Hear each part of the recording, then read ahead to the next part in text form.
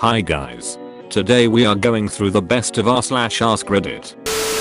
Europeans who visited the US. What made you go WTF? I thought the gap in bathroom stall doors were a myth. Didn't get privacy for my 5-day stay. How do you shit when someone can look you in the eye? I was blown away by the peaceful poops I had in Germany. Big wooden doors that close all the way. I had my own little private toilet booth. It was fantastic. How do you shit when someone can look you in the eye? With pride. Maintain eye contact to assert dominance. Bathroom narrator and the American on the toilet stares back and establishes this stall as his territory, forcing the larger male to retreat. The gap under the bathroom door? That's the special entry for clowns or children. Or if your friend gets super drunk and passes out in a casino bathroom in Vegas at 3 AM and you have to crawl under the stall in order to get him out.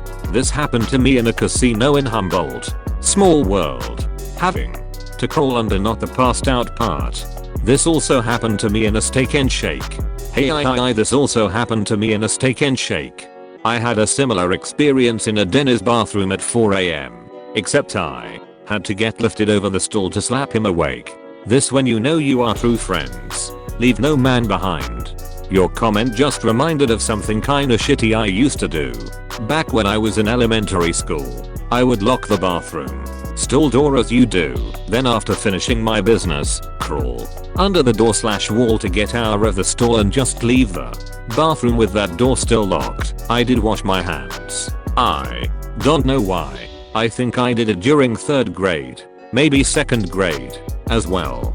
Definitely stopped after that, but I was never caught for it as far as I remember. I might have just stopped because I realized the floor was gross in bathrooms. Hi guys. Daniel here. If you like this you may subscribe, like, and share it to your friends. Stay tuned for future daily videos. Sharp spoons in Disney toilets. I had a real WTF moment, but was also kind of humbled by what I thought was an unexpected and generous display of acceptance and concern for heroin addiction. I think I vaguely assumed Disney had somehow figured it out to be okay around children, but I just couldn't work out how or why. Anyway, it took about an hour for me to realize it was for diabetics. That's hysterical. I wonder how many 1-star reviews there are for Disney facilitating heroin addiction around children. I thought he said Sharpie bins, like they were encouraging graffiti. As a former Epcot cast member, I'm laughing my ass off right now. It's also for heroin addicts. Portion sizes and adverts for drugs would be the big two.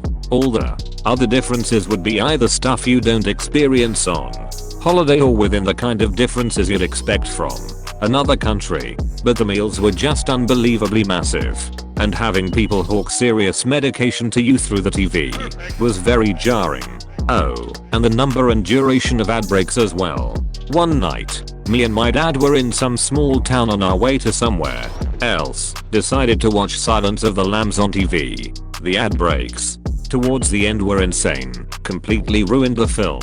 They managed to put one in the middle of the fucking finale. Remember the bit where Clarice finds the well and then the lights go out? That's where they put an ad break. Fuck me sideways. It's really not worth it to watch movies on TV here in the US. Either it's ridiculously edited for time or heavily sensitive.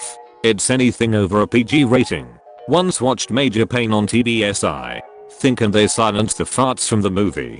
Yeah, but even if you buy a coffee cup it's huge. Am I supposed to go home and drink leftover coffee tomorrow? Or leftover soda?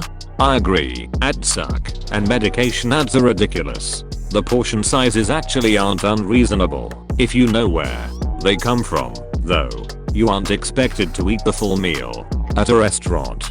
Part of American culture is that no one goes home hungry, so restaurants have huge portions and actually plan for you to take food home.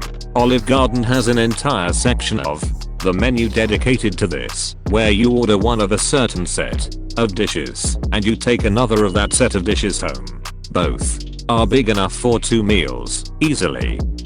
I went to Vegas for 10 days a few years ago, ordered ribs, and it was 4 plates of food. ribs, chips, fries, salad and onion rings / cheese bite combo. Absolutely insane, no wonder there's an obesity crisis.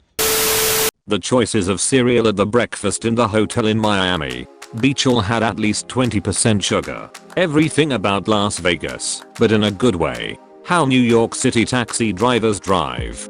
That was my first trip to the US, and that taxi ride from LaGuardia to Lower Manhattan made an impression. Luckily New York City is walkable and subwayable.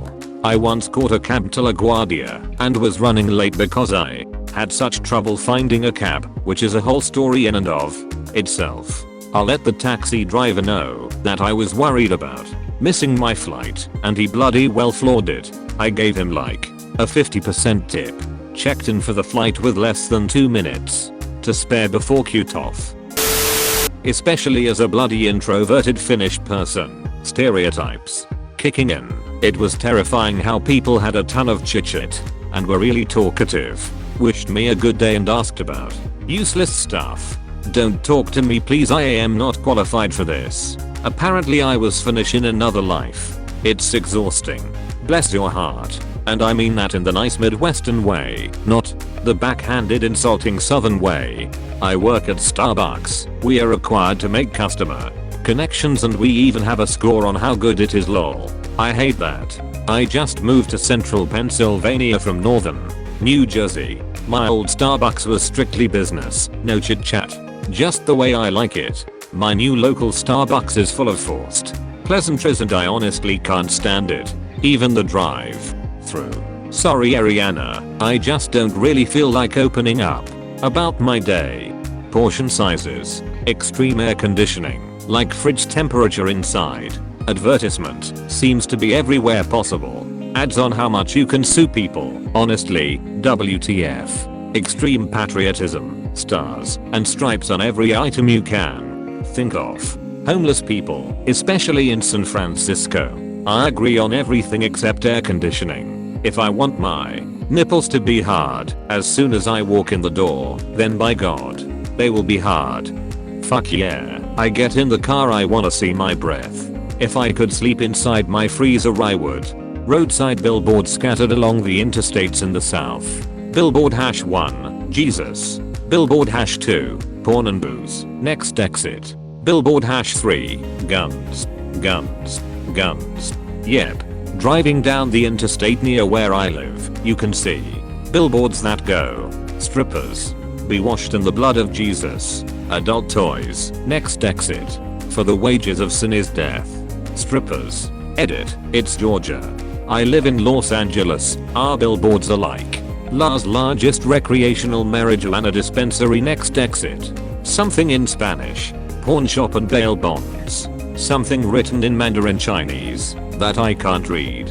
I live in Washington, and it's amazing since weed has been legalized how many weed billboards are around in coastal areas with bad weed buns. The speed at which you guys repair roads. I mean, what actual F? My dad and I went to LA and the day we arrived they tore open a 2 kilometers strip of road. When we went to visit Warner Studios next day they had started to pave again. When the tour was finished at 4 PM and we walked back, the road was in full fucking use again. Seriously, that project would have taken at least half a year, usually a year, for that much of a project. I'm truly amazed. Yeah, we have it down to a science. The Midwest is way worse. There's a joke that goes, in the Midwest, there's 2 seasons, winter and road work. This refers to the fact that in the central US, most roads need replacing after only 2 years. Everyone wanted me to have a great day. Fuck them. You can have a crappy day if you want. Yeah, don't let those day fascists have any satisfaction. The day is yours to fuck up, if you damn well please. I can picture the discussion. Have a good day. Fuck off, day fascist. That'll teach him. Free refills, my friend. Free refills. I was so confused when the waiter asked if I had Pepsi, so I replied with a hesitant yeah, while looking at my still half full glass of dark brown soda. Off he went with my glass, leaving me at the table even more confused than before, only for him to return a couple seconds later with a clean glass full of Pepsi. Thank you Mr. Waiterman, your service was fantastic, but one glass of soda was just fine for me. You aren't American, unless you drink 3. I'm American, but I drink unsweetened tea because otherwise. Diabetes. Don't blow my cover. Raccoons stealing our bread overnight while camping. The box was closed and we put weights on it, yet these clever little trash pandas found a way in and out. Never underestimate the thievery capabilities of animals born with natural bank robber masks. They are forever undercover.